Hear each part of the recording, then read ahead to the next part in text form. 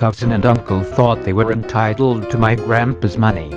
3 stories in one about my uncle, his son, my cousin, and their feelings of entitlement towards my grandpa. For you can't really do a doctor easily, but basically my uncle and cousin feel they deserve my grandpa's money without any effort to earn it. Background: my grandpa is a very stoic ex-military man. He's not great at showing emotions, but one-handed hug is the best you'll get, but if you're in trouble he'd fight to the death for you. He's done very well for himself financially over the years, but believes in helping people to help themselves, not just giving free handouts. Story 1: when I first got my driving license, I had enough money for a small old banger, but my grandpa offered to loan me £1,000 to get a better car.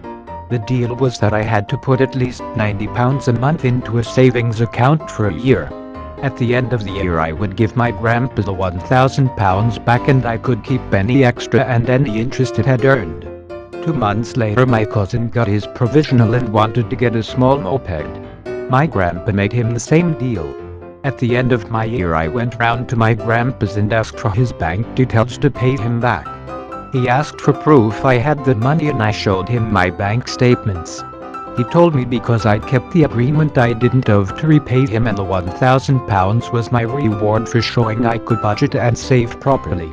2 months later my cousin's year was up. My grandpa had to chase him about it, at which point my cousin mentioned that I'd got to keep my money, so it was only fair he got the same. My grandpa told my cousin that if he'd done the same he would also be allowed to keep the £1,000.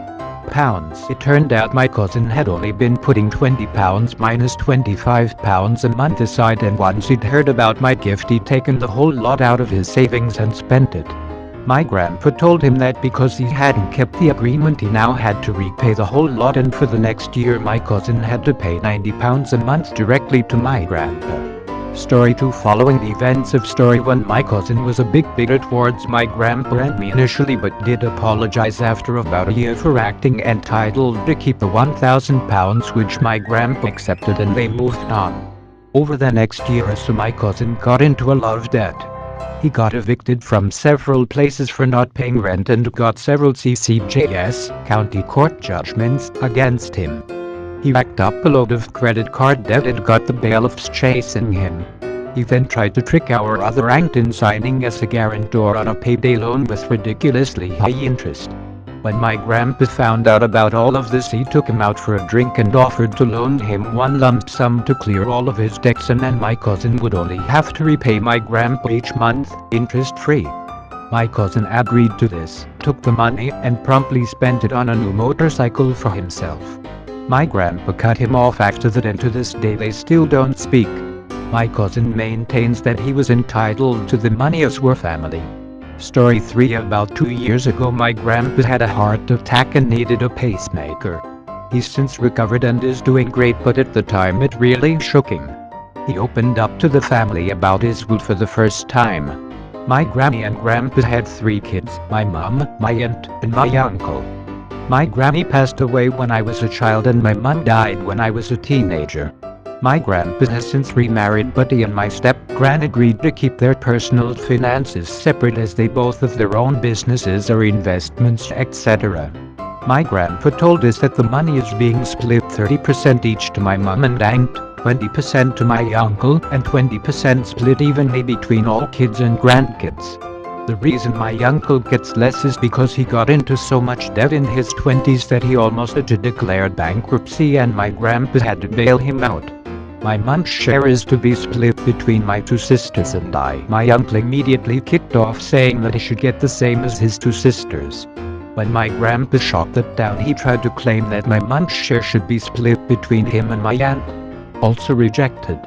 His final claim was that my sisters and I shouldn't get any share of the kids' 20% if we're getting our mom's inheritance. My grandpa told him to shut the hell up or he's getting nothing.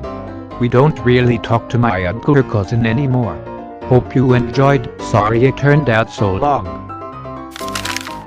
Keyboard warrior Karen ducked when browsing the comment section of a video I saw lately. There was an entitled Karen with over 1k plus replies to every comment she can possibly find. She's still doing that, and she is a literal definition of a Karen.